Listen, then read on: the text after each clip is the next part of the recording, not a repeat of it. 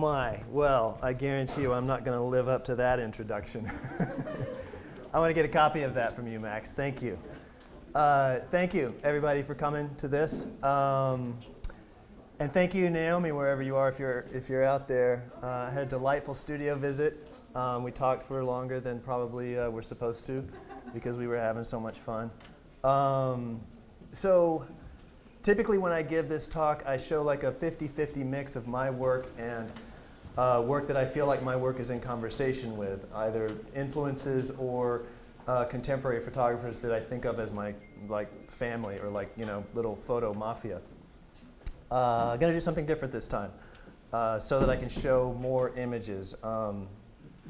I was basically instructed by a colleague to show older work when you're talking to students, show work that you did right out of school. So that's what I'm going to do. And I have a lot of slides, so some of them will only be up here for a couple of seconds as I kind of trace 30-odd years of making pictures. So, at a moment when images are more ubiquitous than ever, and the mass deployment of cell phone images, facial recognition software, and artificial intelligence and stuff, photography is definitely not what photography was. Now it's kind of maybe post-photographic, if you will. Teju Cole says that we may be on our way to becoming androids, but we're not there yet. We still have a hunger for poetry and lyricism, an intense hunger that's difficult to satisfy. So I'm going to take you back to 1992. Fresh out of graduate school at Hunter College, I undertook a project that I thought would give visual and poetic form to some of the more troubling aspects of what I saw happening with the intelligence community, and in particular the CIA, and in particular within CIA, the Office of Technical Services, which is like James Bond's Q. Except that Q doesn't work in like a shiny lab and turn over fancy weapons. Q more like drops pamphlets on a beachhead from a C-130. Anyhow, this was the Central Intelligence Museum, which was kind of an impersonation project, working from descriptions and in some cases crude drawings. I mean textual descriptions, not photographs. I created a fake museum of objects, escape and evasion devices and improvised explosives, to kind of lampoon what I saw as some of the more ridiculous aspects of this work. So on the right is my photograph, the teacup, mercury tilting switched incendiary tea kettle, which is a hybrid of two CIA designs you see on the left. This is the silenced 9mm auto pistol that can be fired from within a briefcase. This came from a story. I never saw a picture of this. It was a story from a case officer who was reassigned after accidentally discharging his weapon in a bar. We'll circle back to this in about 25 years. I've got another version of this that's part of a current project. This is the booby-trapped Zippo lighter. And maybe it's not important to note, but I brag about it. This is all pre-Photoshop, of course. Photoshop didn't exist at the time. So these are crafted with a seamless plexiglass sweep, and there's a rod that's hot glued to the Zippo lighter, and it goes back through the background. And then I have to hand cut with a Dremel tool the Zippo lighter and polish it. And this comes from what I was doing to pay for grad school. I was working in a very busy tabletop commercial studio in Manhattan. And we were photographing lipsticks and martini glasses and stuff like that. So 20 years later, the CIA developed their own museum. And I assert that they kind of stole my lighting convention and display mode. Never sued them, though. This is the cigarette packet booby trap with a picket fence delay, because there was a time when a burning cigarette would not alert authorities. That time has passed. This is the spectacle escape blade, and I'm showing you just a few of a whole bunch of these objects that constituted what I called the CIA Museum. And at one point, before Google, whatever search engines there were, Mosaic, right? Netscape. If you searched CIA, the first hit was the CIA, and the second hit was the CIA Museum, which was mine, which was fake. Which was fun to a point, but then I started getting paranoid because people started believing that it was real. I got interviewed by the Christian Science Monitor, for example, and they thought I was in the CIA, and it was only halfway through the interview I was like, oh, wait, no, this is fake. And then they were like, interview's over. And it never came out. So because I started feeling a little paranoid, I started to imagine and kind of visualize what the surveillance of my pathetic life would look like to whoever would be watching me. And so I started making cameras, real and fake. I would make these devices. This is a camera that was real. It was based on the guts of an old Fisher-Price Pixel Vision camera. There's no one here old enough to know what that is. Yeah, there is, one. So you take it apart, and this is what's inside. It would record audio and video onto audio tapes. And it was terrible, terrible, terrible, terrible. And I got these 9-foot weather balloons, these military surplus latex balloons. And I would send them up, and I would get pictures of things. But I would also fake the photographs. And so this is the set that was used to fake what these balloons were seeing. They saw stuff, but it was terrible, so I made models to make better, bad surveillance video. So it's a playground and a graveyard, obviously. So this model is not a model. This is real video footage because as I continued to make this work, I realized in constructing a plausible fiction, it's only a little more trouble to make it work than to make it fake. So I took the extra time and care to make these cameras, increasingly miniaturized to make them work. And so this is my daughter, who's now graduated from college, playing in the sandbox. I always imagined, because at some point I would lose them. I was working with transceivers to get the video on the ground, and from that I would grab still images, and they would eventually just go out of range and fly away, and of course eventually come down. And that was always kind of interesting to me to imagine, when people find them, what they thought that was. I told you they were watching me. This is my neighbor asking me what I'm doing, because I would have a fishing rod with fishing line pointed at the sky, and then I would eventually just let it go. So in addition to watching myself or pretending to, or really, I also wanted to kind of invert the lens of that global surveillance apparatus and watch the people doing most of the watching. So this is from a show at Jack the Pelican Presents, a wonderful gallery that no longer exists in Williamsburg, Brooklyn. Oopsies. Time to calibrate my monitor. This is real-time 24-hour aerial feed of the highest-ranking members of the Bush administration at the time, including George W.'s ranch in Crawford, Texas. And this was kind of a turning point for me. This is the actual satellite image of Bush's home in Crawford, Texas. The coordinates were accidentally leaked by the FAA. So I took those coordinates, entered them into the USGS database because Google Earth didn't exist at the time. And this is the picture I got. So I was a little concerned that I might go to prison for doing that. So I made a model, because in my messed up logic, that would be safe. If I make a model and then make a photograph of the model, it's not the real thing. It turns out, I would learn many years later, that there was a joint CIA, FBI, NSA inquiry into whether these were real. And they looked up and realized that I'm an idiot and I'm not watching anything, and they let it go. These are the models that provided the video feed. So they were in one gallery, and you couldn't see the feed and the models at the same time. And they would kind of lazily drift around in neutral buoyancy. They were suspended by balloons. And as they moved around, that would introduce just enough motion to make the video look real. I actually had a woman at the opening come over to me and say, you know what you should do? You should have the video on those monitors be what those cameras are seeing. I was like, that's brilliant. That's what it was. This is the most detailed model I ever bothered to make. Of course, it's the CIA headquarters at Langley. This was at a show at Penn State, and for this show, they let me suspend it. It actually wasn't in neutral buoyancy, it was fake. I couldn't get enough balloons. You wouldn't be able to walk into the room if there were enough balloons to lift this thing, so I had to tether it to the ceiling and then just put a bunch of balloons around it. But they let me pipe the feed into monitors that were in the student union. So it was like buildings away from where the actual show was, which I imagine was pretty confusing. I think we're about done with this work. This is an installation at the Van Brunt Gallery in New York City.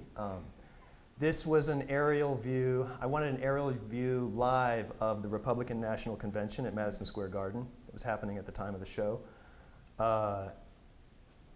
And so this crude oil painting on the inside of a globe is distorted in a sort of, I get convex and concave mixed up, but it's in a convex shape. And then the extremely wide angle lens of the camera distorts it in the opposite direction, which results in an apparent flat picture plane. So that's what you see on the right is the video feed of Madison Square Garden. And I had a studio visit with a painter who said, yeah, you don't need to paint. You can let that go. Hire somebody. Okay, so 2003 to 2006, I decided to track down everyone else in America with my name and put them under surveillance. So that's what this was. This was a Halliburton briefcase, zero case. And these are decoy Danny Goodwin. So these are I purchased the home addresses. How do I get this? There we go. I purchased the home addresses of everyone else in America with my exact name. And using the Microsoft Terra server, again before Google Earth, came up with an address, trained the Terra server lens on it, and got an image. And then made a model from that image. And as an aside, the way I was making the models, it was kind of important to put as little detail into the model as possible to make it look plausible for the video screen. So I would make the model with a camera over it, and I would look at the display as I was making marks and dropping little fake trees in. And I would stop as soon as it looked kind of real. So these are all decoy Danny Goodwins. And then, you know, miniaturization is starting to happen, and so at a certain point the cameras were so small that the battery was like the biggest and heaviest thing on them. And then now they're way smaller, obviously, because you have one in the phone in your pocket. But these were just like CMOS cameras with a lens hot glued to the board and then the battery hot glued to the back of that. This is from an installation at Albany International where 16 live feeds of all these Danny Goodwins. This was a challenging scene, man, because TSA doesn't have a real sense of humor. So the models were suspended over the security area. The briefcase was in the gallery above.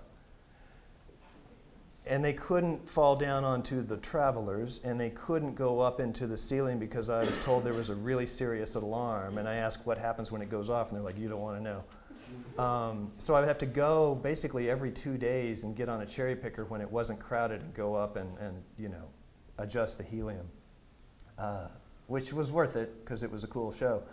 But they started messing with me after a while. It was just like, yeah, it's about to get crowded. And I'd look and there's like nobody. And I'd say, can we go up? And it's like, no, it's about to get crowded. So I'd have to like get a sandwich and hang out. So on the left is what it looks like to the video, camera and screen. And on the right is the terrible model.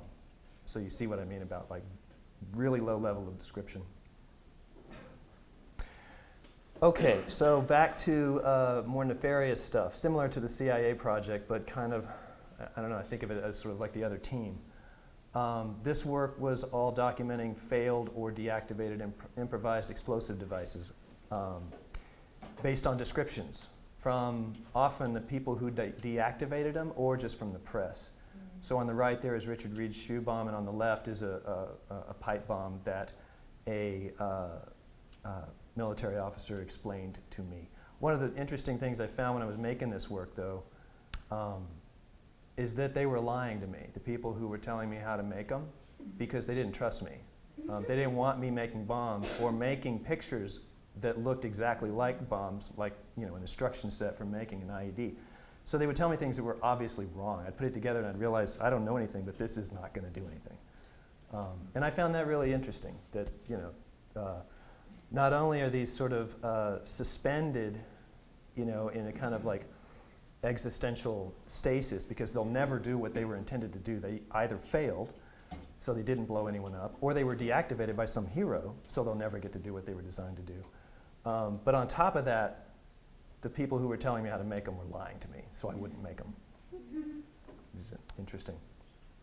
It's a failed or deactivated suicide vest. Okay, so in 2012, I took a sabbatical and a shower, and I forced myself to do something that wasn't surveillance and wasn't bombs and it wasn't weaponry. And so I went out with a big camera into the woods in my house to discover this kind of Sisyphean effort in multiple directions in the woods between these suburban encampments. So you've got these invasive species, these vines growing, often in these weird grid structures because they pull the trees down. And then at the margins, just at like the edge, are developers hoping to build some shitty McMansion, you know, right on that property and just mow all the trees down. And so I found this compelling enough to photograph it a lot and to use like an old tool, which I thought would be cool since all my tools were kind of high tech. So this is a Eastman View #1.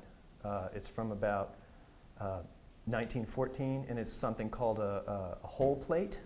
If any photographer geeks are interested in this kind of thing. It's not 8x10 or 4x5, it's 6.5 by 8.5 format, which no longer exists, but you can find holders and cut film down. And it's called whole plate because they size the film for wet plate photography according to readily available hardware store glass panes. And so it was whole plate or half plate. That's all you could get. But I put like a modern Nikon lens on it eventually, and it makes nice pictures. And I was also obviously scratching into the emulsion of the film, scratching the grid lines that would appear on the ground glass for me, you know, on the back of the view camera, scratching into the film, which I thought was fun, especially because I was training the camera on these grid formations that were naturally occurring. And during that same time, I spent a lot of time splitting firewood and doing things other than art. And this massive cherry tree fell and almost smashed my studio.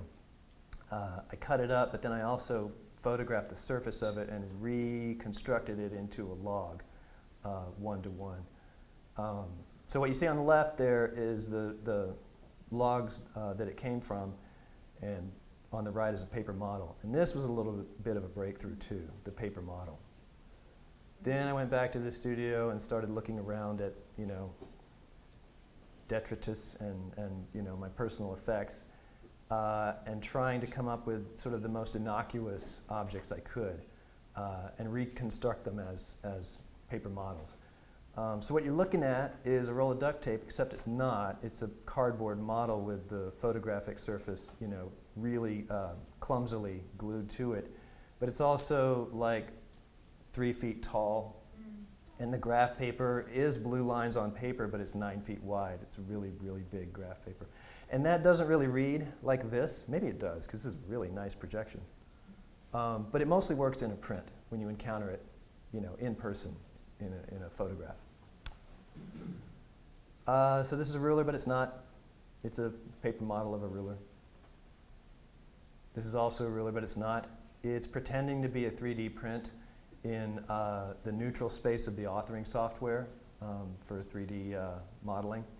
It's actually just a spray-painted ruler. But this is what it's quoting. It's quoting, y'all know Thingiverse? It's the peer-sharing platform for 3D models. And this is what it looks like. And this is what the MakerBot production space looks like. We don't use MakerBots anymore. We use a different 3D printer. But the space intrigues me. I mean, if you hate yourself enough to spend 36 hours 3D printing a folding ruler instead of buying one for $8, then MakerBot will hook you up. So rendering the invisible visible is one of the things that interests me about photography, for sure. Because that's one of the magical things that photography does, right?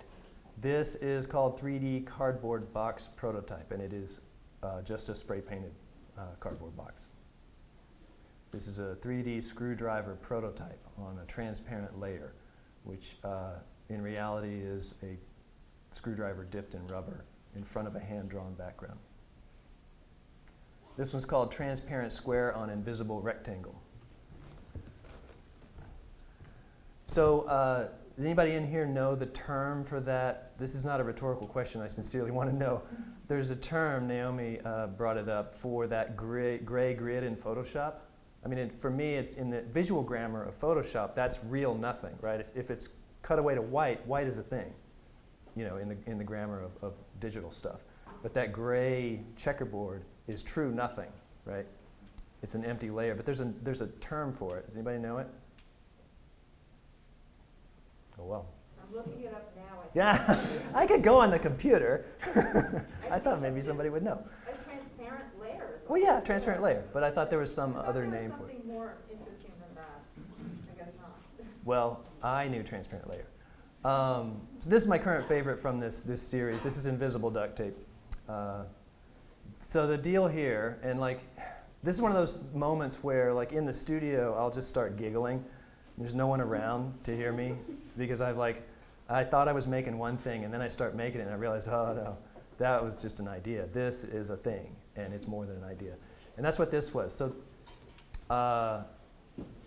this is me making the grid for the background for this. The duct tape is like 5 feet in front of the background, suspended by monofilament. So the squares are very different sizes, but they line up in the view camera, because with a camera I can hold your ears and only let you see exactly what I want you to see. And if you move your head at all, the illusion is shattered. And that's true for pretty much everything I do except my current project, which I'll get to in a sec. But this took a while because drawing, it turns out, is hard. You know, your pencil breaks, and then you get a different pencil, and it's a different like density, and you smudge it, and yeah, I have renewed respect for my colleagues who make drawings. This is, photographer types will recognize the Macbeth standard color chart. It's dropped into every photograph, and then you don't use that photograph, you use that as a reference for the lab, and you use the one that didn't have the color chart in it to do your color correcting. But because I'm so governed by rules in the studio, I had to draw it. I couldn't just use the color chart, so I had to draw my own color chart. This is a 4x5 sheet of pegboard, actual size, and these are the hand-drawn so-called holes. This is just, I don't know what this is. This is just an object like this. The set for this is about 6 feet deep, and yet it's trying really hard to appear flat. And they got kind of out of control. I mean, they started getting all like, you know, dopey and like NFT-eshery. I don't know. They weren't NFTs, but this was a paradoxical image that ended up being used for the cover of a book on philosophical essays on paradox and contradiction by this world-renowned philosopher, Bradley Armourgarb, who's like a logistician, right? Logic. And I was super excited, and I was just telling John this story, to get the book, you know, once I saw my image on the cover, and I open it up, and it's all just a bunch of equations. It's like, I couldn't get too excited about it. Speaking of book covers, if anyone is doing a book on object-oriented ontology, this is available. You can talk to my agent. This is sort of an homage to Ed Richet's lithograph from the 70s called OO, before object-oriented ontology. This is a reasonably recent work called Penrose Triangle. This is a pretty sort of common illustration of paradox. This one's made out of pine. And because you came to this talk, you get to see something nobody else gets to see, which is how this thing was made. Did you get it? You want to see it again? Okay. Yeah, that's how that works. This is a sheet of graph paper, 8.5 by 11, blue ink lines on white paper. This is the model that in the studio used to make the graph paper. There's the color chart, upper left corner. You know, the grid is everywhere in my work. It's in the color chart, it's in the graph paper, it's even on the back of the camera. This is the close-up of the surface of the model. And so if you got close enough to this 8.5 by 11 sheet of graph paper, that's what you'd see. There's, oh, it's string, you know, cool. The thing is, I did this for the show in Boston, and I thought it was so clever, 8.5 by 11 sheet of paper, and people would get really close, and then their minds would be blown. Nobody got that close, not even my family. I was like, no, you got to get closer. Closer. Yeah, no one's doing that. So, lesson learned. Make the prints bigger. Okay. I have about 2 hours left, right? How are we doing for time? This brings me to the current project. So started in 2016. This is a departure on a lot of levels for me. Obviously, I work in a studio in a kind of solitary practice. I mean, I often work with assistants, and sometimes I get ideas from them. But it's mostly a space that I know and then constructing a thing and making a photograph in a really controlled way. And they take a long time. Not because they're so complicated, but I just work slowly. But this is a collaboration with my dear friend Edward Schwarzschild, who's the director of the creative writing program at UAlbany. And he's also a fellow of the New York State Writers Institute. And we also play in a band together. We're doing this collaboration. It's essentially a documentary project based on the kind of thing that Studs Terkel undertook 50-odd years ago. So we're talking to folks. We both have fathers who worked in some capacity in the military-industrial complex. And we learned that shortly after we met each other. And we thought, you know, we should do something. We should do like a, you know, A.G. Evans, Let Us Now Praise Famous Men, like collaborative, you know, photo and writing thing. And, you know, yeah, let's do that. But about what? And so we decided, let's do it about Homeland Security and, you know, the explosion of this as the secure job in America and what that signals and what that's going to cost us, you know, in terms of moral injury. And then, at about the same time, University of Albany launched a College of Homeland Security. And so we thought, a college? Wow, that's a thing, because this is not an academic thing, Homeland Security. That's an application of a bunch of other things, but we're going to stand up a college and invest a lot of money in it. And so obviously we had a kind of cynical bias going into it, right? This is an image of Ed's novel that came out last year called Insecurity. And it's part love story, part family drama, part airport thriller. It's about a TSA officer. And Ed worked as a TSA officer to research the character. So 2015, UAlbany opens the College of Emergency Preparedness, Homeland Security, and Cybersecurity, first in the nation. And now they're popping up all over the place. Books under contract, as Max mentioned, with MIT Press, slated for publication in 2003. Ultimately, we hope that readers exposed to the images will feel empathy to the people, for the people that we've talked to, but also concern for society's complicity in whatever this is about to be. This is a photograph of Ed's father. Lots of tales of daring do and secret missions, and Ed is not sure what's true. And he suspects that not much of it is true. This on the left is a 2018 photograph that I made of models, paper models, of the prototype night vision systems my dad worked on. My dad worked for Texas Instruments. They make the calculators. Well, they also have a lot of people with top secret security clearances and are defense contractors. So my dad worked in the early 60s on what they call Old Number One, the first night vision system in the world. And he didn't know at the time that his client was the CIA, because nobody knew that the CIA was in Vietnam. That was sort of the start of his career and a lifetime of holding a top secret security clearance, which eventually upgraded to things like SAR, and that's the badge you see on the right. It's his Special Access Required badge. And that's from '84, the year I graduated from high school. That was for the Tonopah Test Range in the Nevada desert, where he worked on a little project that later became known as the Lockheed F-117 Nighthawk stealth fighter. We learned that he managed that program when he casually mentioned it when the actual planes were deployed during the '91 Gulf War. And that's my dad. And this is kind of what these portraits look like. They're as straight as can be. And I mean, this is like a new thing for me, photographing actual humans. So I'm doing it with a big camera, and obviously the depth of field of focus is extremely shallow, so it's just their faces and some indication that they're in a space, but it's pretty blurred out. To date, we've spoken with EMTs, firefighters, people who work for the CIA, Border Patrol, NSA, NRO, Secret Service, TSA, folks who've served in the Marine Corps, Army, Navy, Air Force, more. And now, recently, under the guidance of MIT and with their generous support, we're expanding it to include interviews of activists and those on the other side and targets of the security enterprise. And we got to get with it because we have deadlines now. And our hope is that the project represents some kind of opening up. There's lots of stories, and we're not going to tell them all.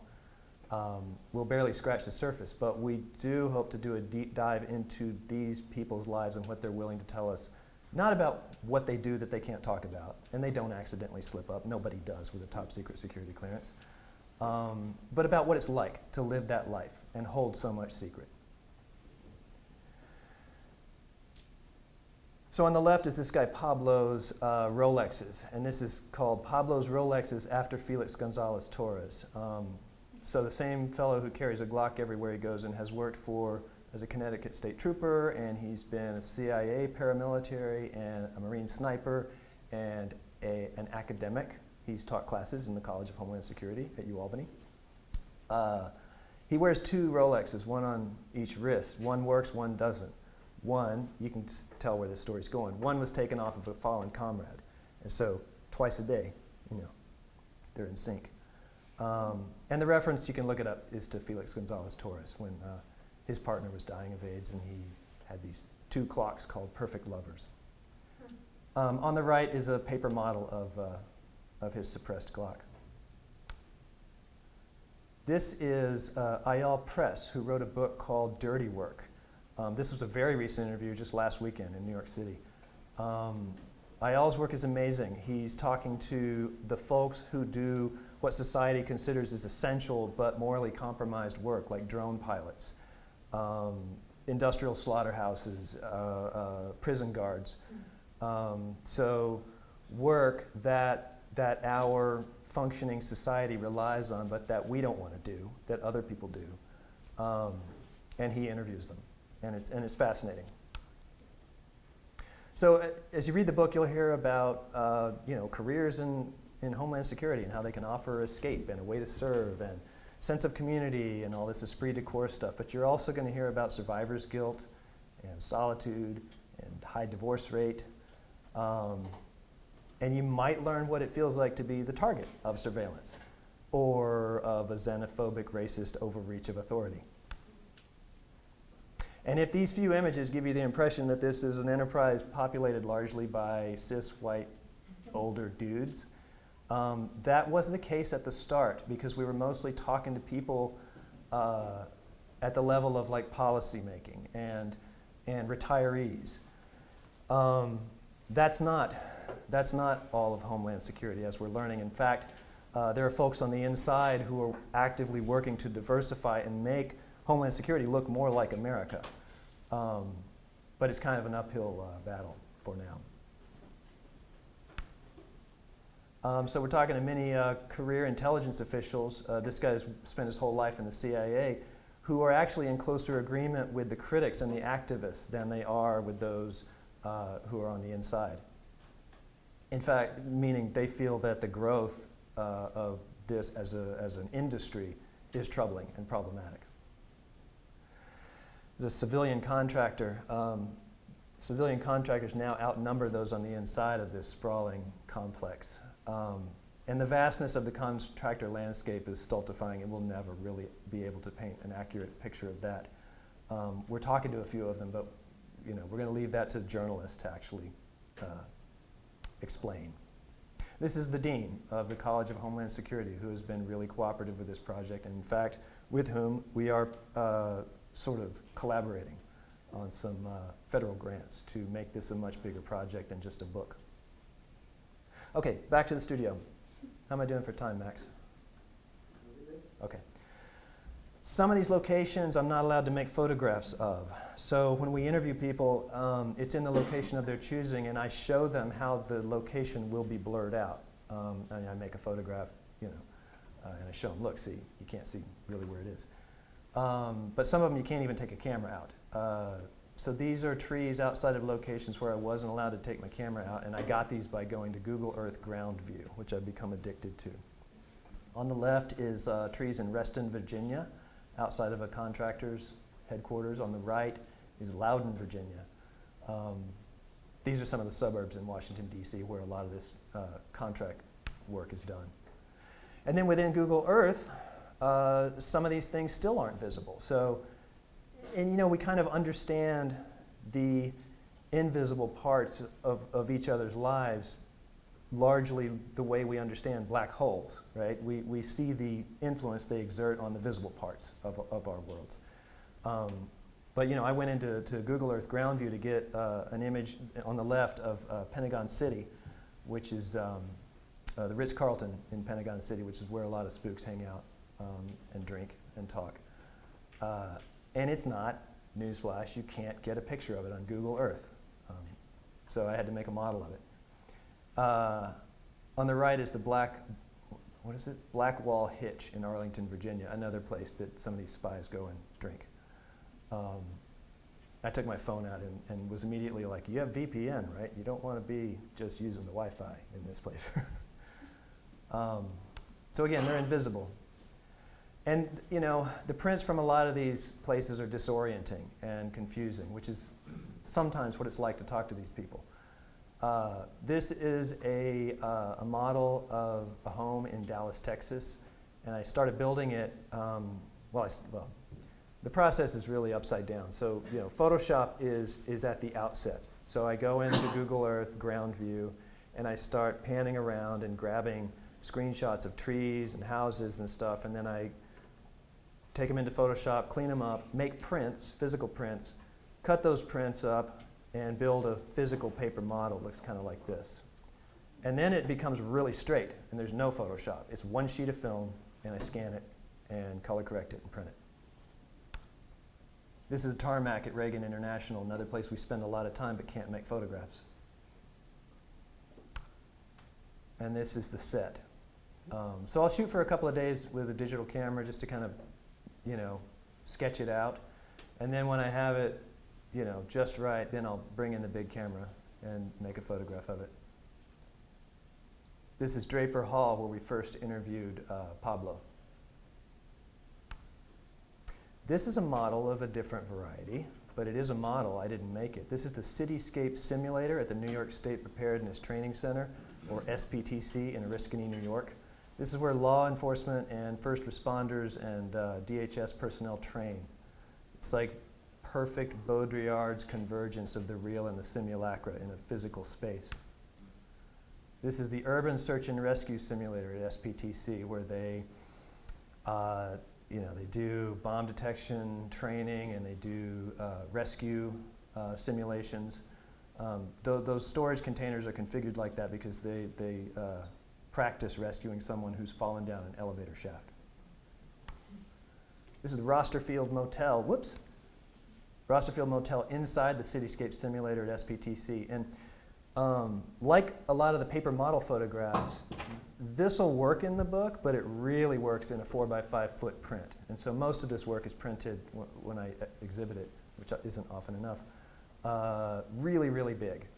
And it wasn't until I made this print that I saw the 9mm shell casings on the ground, because this is where they do active shooter drills. And I got to make this photograph right before we had to clear out, because law enforcement was coming in to do night vision active shooter drills.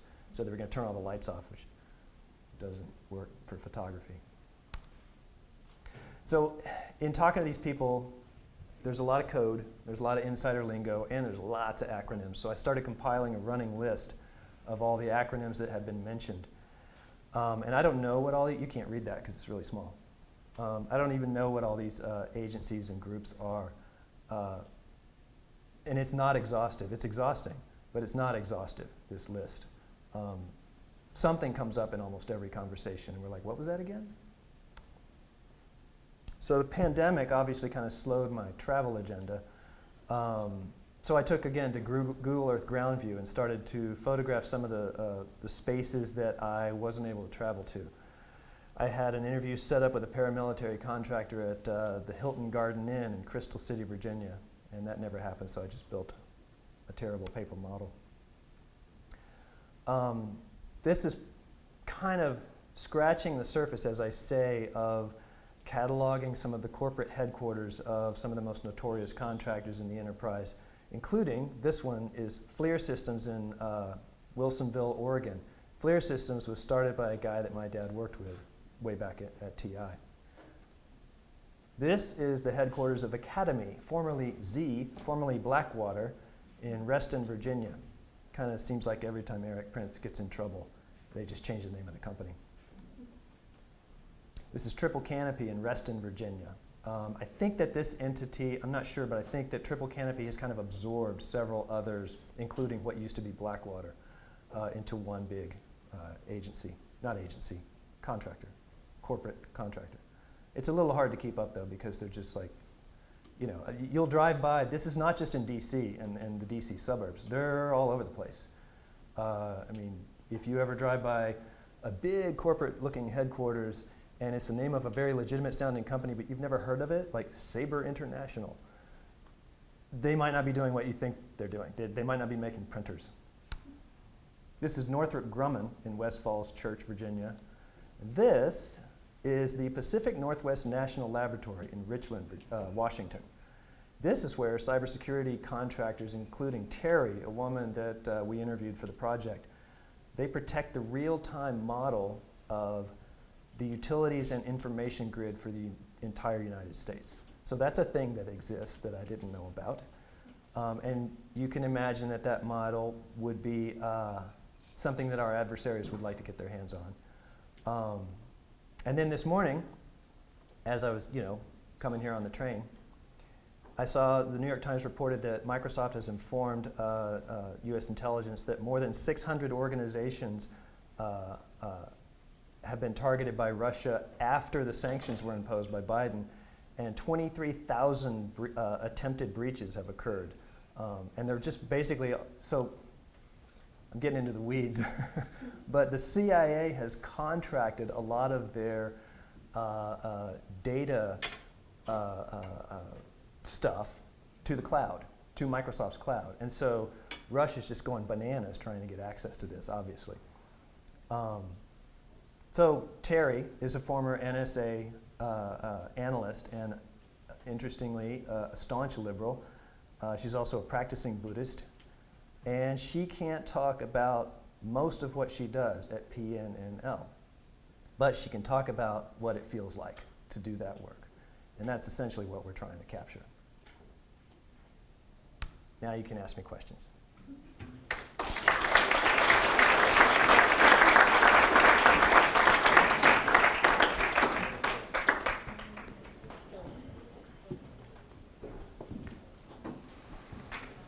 Oh, Mike.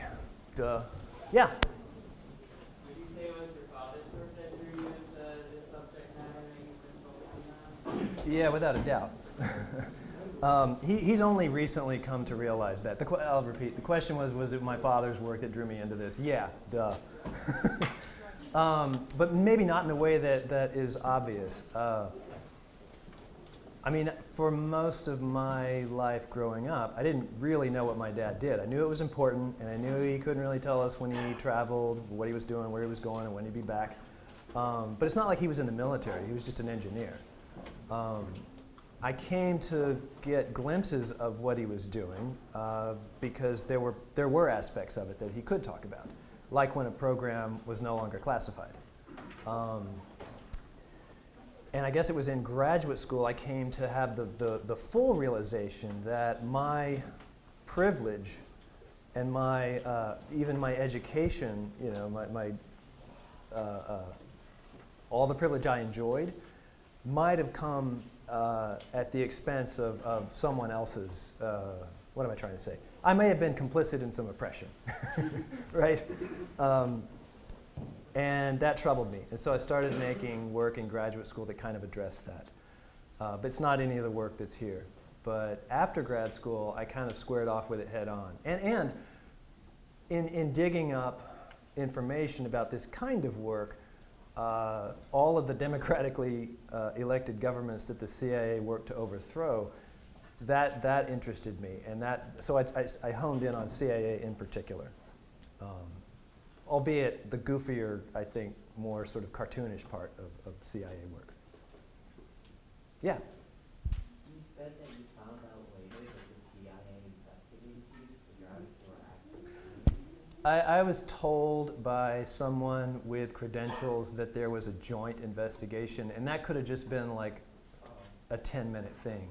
But it was around the time that I had the 2003 Jack the Pelican show. The gallery owner told me, I mean, I'm not Trevor Paglin, right? I don't have like actual people trying to kill me. But he was worried because he was looking at the crunch logs of the website, which is what you do when you are, promoting a show, an exhibition.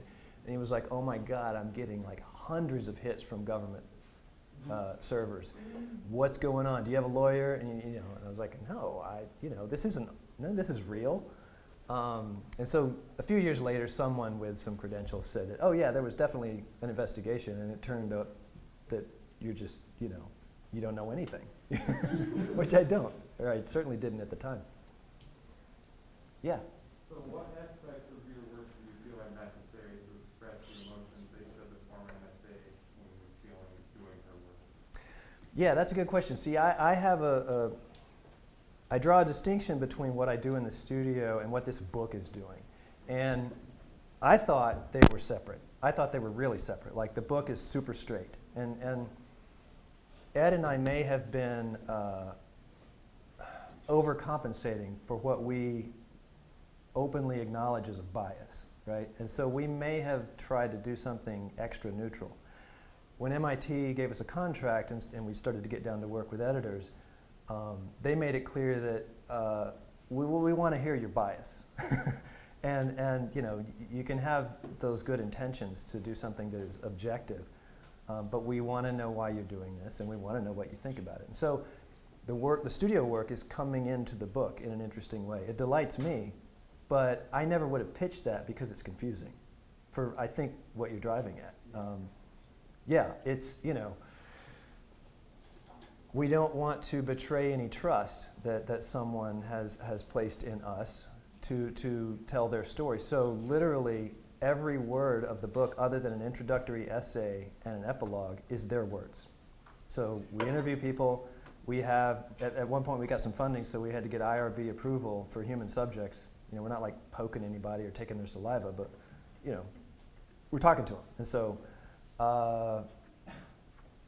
we have the same questions we ask everyone, including now activists. So not even people on the inside. We ask everybody the exact same questions. We cut the interview off at the same time.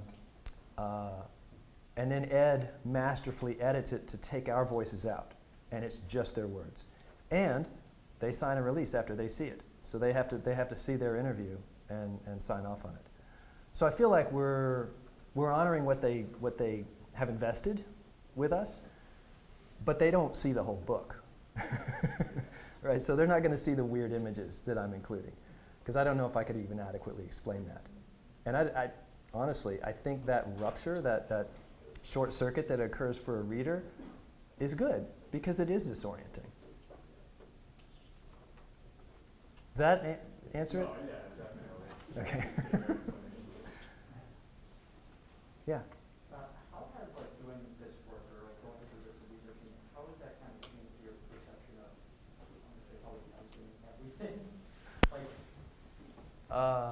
Yeah. Well, do you mean in particular this world of Homeland Security, or more than well, that? just going into it, I was kind of seeing it as you were going through it, this is kind of scary a little bit, this kind of dog world of all the contractors. Oh yeah, no, that part's super scary. Yeah, that's just chilling to think that that it is what it actually is, which is you can work, you can have a military career, and you can acquire some serious skills, whether you're an analyst, a cybersecurity analyst, or paramilitary operative, well, military and then paramilitary, you can make more money than in retirement, working for who exactly? Maybe America, maybe.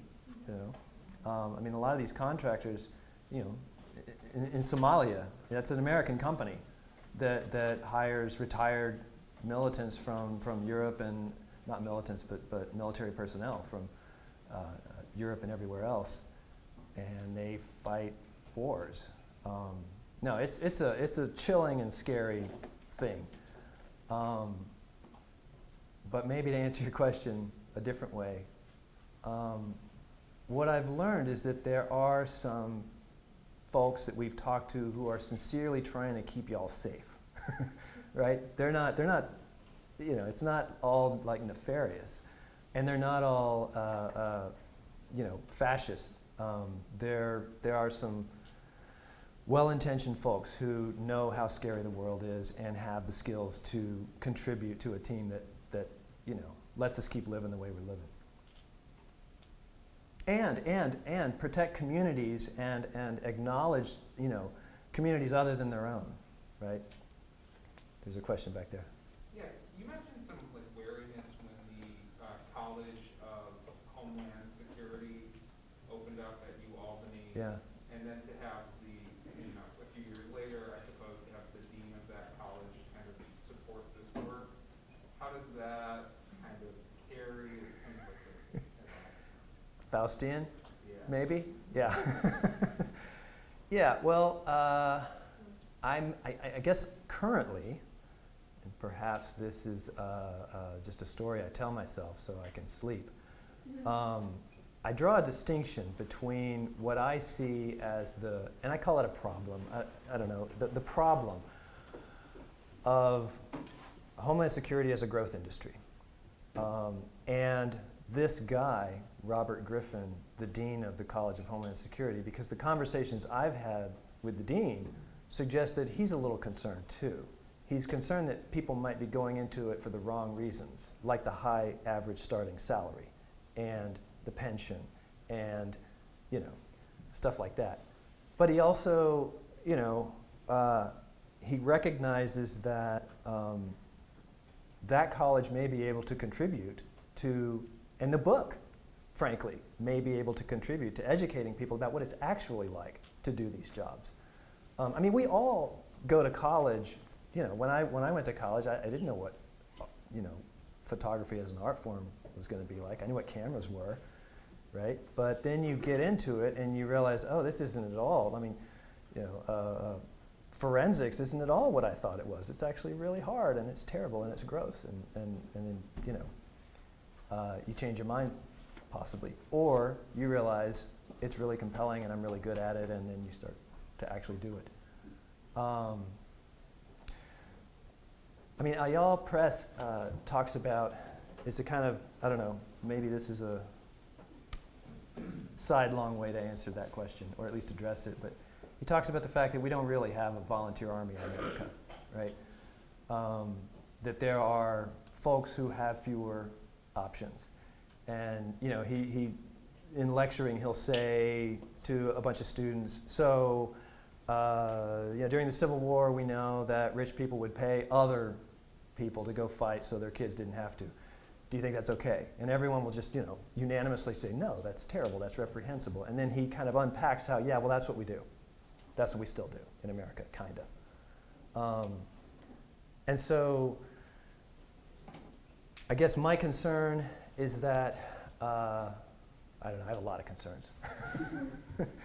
But I worry that without paying attention to what's going on in promoting Homeland Security as the new secure, sure bet job, are we actually paying attention to the granular details of what that means and what it's going to cost us, right? And frankly, again, this is the cynicism coming out, but is it kind of like the arsonist / firefighter thing? Like, how dangerous is it, and how complicit are we in ensuring that it stays dangerous so that this industry that we have popped up can thrive.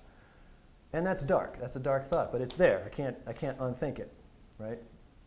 And Bob gets that. Like he wants to talk about that, right? He also wants to advance his college, right? He'll never see this video, so I can talk about it. But I mean, you know, I want to have that conversation with someone who's actually engaged in that, and he is. And so for now, as long as he's the dean, he's willing to play along.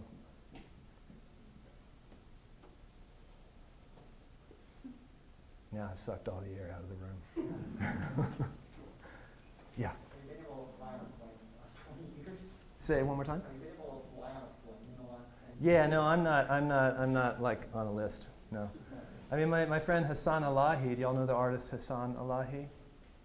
That was sort of the start of his career, is he was on a list. A name like Hassan Elahi and brown skin, you know, is different than a white guy named Danny Goodwin. And that's gross that that's the case, but that's the case, right? So, yeah, look up Hassan Elahi's work. Is fascinating. Yeah. He's sort of like the true surveillance or self-surveillance artist. Documents basically every meal he ever has, every toilet he ever pees in, you know. So the FBI doesn't have to, because they were.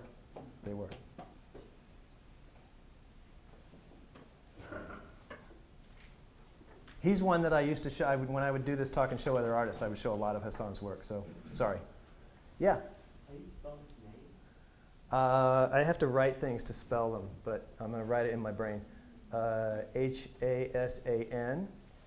capital Elahi. Elahi. Yeah, Hassan Elahi. I mean, okay, so my art family is like Hassan Elahi, Trevor Paglin, Jill Majid, or Magid.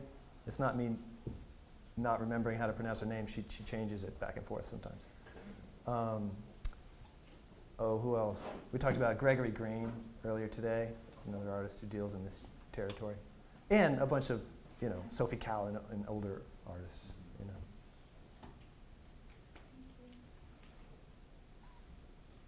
It's nice to be able to see your faces now, or at least half. All right, I think we're done.